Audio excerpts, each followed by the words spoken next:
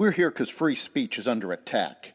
We're here because people are being convinced that socialism works. We're here because people are being judged guilty until proven innocent. We are fighting back with facts. This is not a safe zone, so buckle up, Buttercup. This is the raw, naked truth.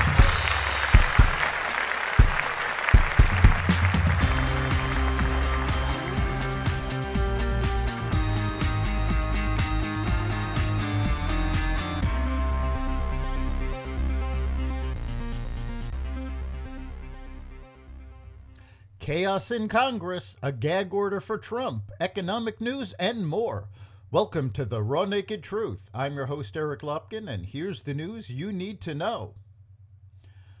A small group of conservative Republicans pushed through a vote Tuesday to oust Representative Kevin McCarthy as House Speaker. The first time in U.S. history, House members voted out the chamber's leader.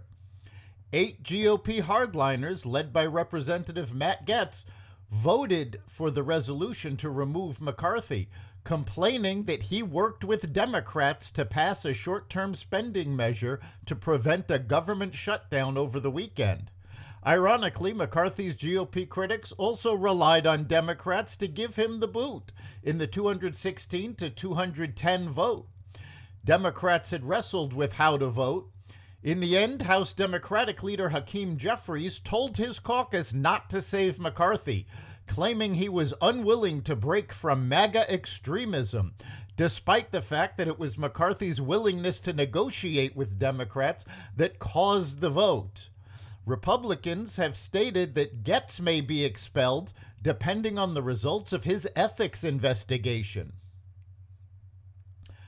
General Motors and Ford said they were laying off 500 more workers at 4 Midwestern plants due to the impact of the United Auto Workers strike, now in its third week.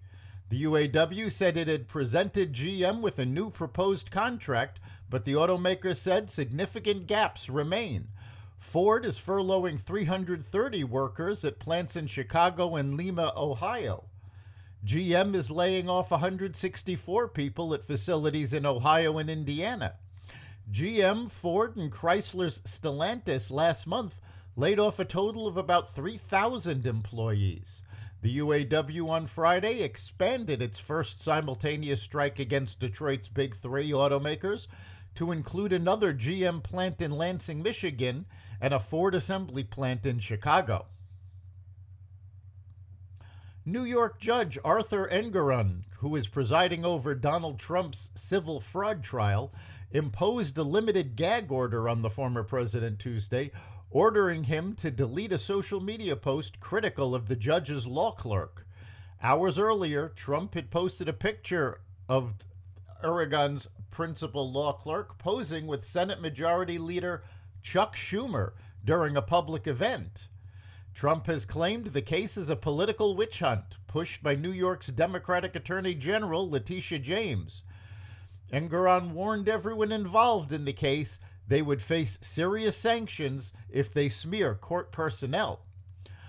Personal attacks on members of my court staff are unacceptable, not appropriate, and I will not tolerate them, he said. Meta has acknowledged that it used public posts on its Facebook and Instagram platforms to train its new artificial intelligence virtual assistant.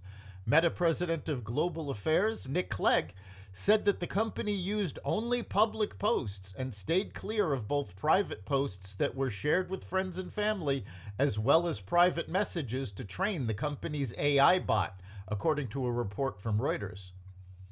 We've tried to exclude data sets that have a heavy preponderance of personal information, Clegg said during the company's annual Connect conference, adding that the vast majority of the data used was already publicly available.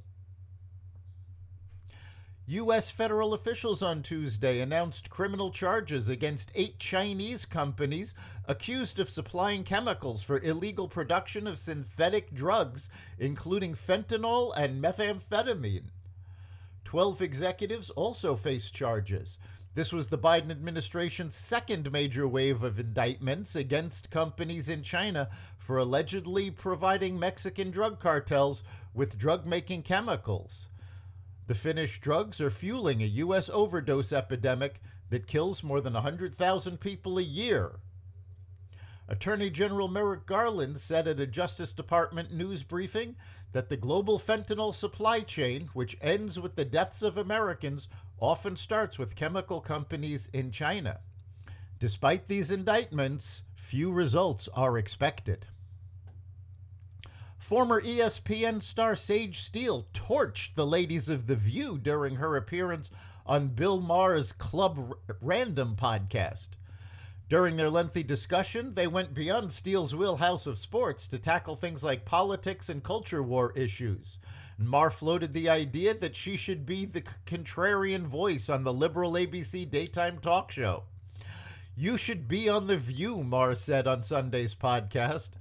"Hell no," Steele reacted. "I've been on The View and it didn't go so well, because you know what? At The View, they don't want your view. They only want theirs, and they're bullshit." Long-term interest rates surged Tuesday to the highest level since the subprime mortgage crisis of 2007, chipping away at hopes that the Federal Reserve's inflation-fighting campaign to raise rates won't trigger a recession. The yields on the 10-year Treasury note climbed 0.119 percentage points to 4.801%. Mortgage rates, which loosely follow Treasury yields, also rose. The average rate on the benchmark 30-year fixed mortgage climbed to 7.72% on Tuesday. The 30-year fixed rate started the year with a drop to about 6%, but rose steadily over the summer. Higher rates have hurt sales of new and existing homes by driving up monthly payments. U.S. job openings rose unexpectedly to 9.6 million in August, up from 8.9 million in July, the Labor Department reported Tuesday. Economists had expected vacancies to come in at 8.9 million again. The number of layoffs and people quitting remained essentially unchanged. It was the first increase in job openings in 3 months. The data indicated that the job market remained strong despite the Federal Reserve's aggressive campaign to raise interest rates to slow the economy and bring inflation down to its 2% target. "Yes, the job market is still retaining a lot of heat," said Nick Bunker, head of economic research at the Indeed Hiring Lab, "but it hasn't gone back on the boil." That's the raw naked truth. You can catch every episode of The Raw Naked Truth at xvadio.com/podcasts, the Apple Podcasts app, Google Podcasts, Spotify, iHeartRadio, Audible, Amazon Music, and other platforms that respect freedom of speech. We'll see you next time.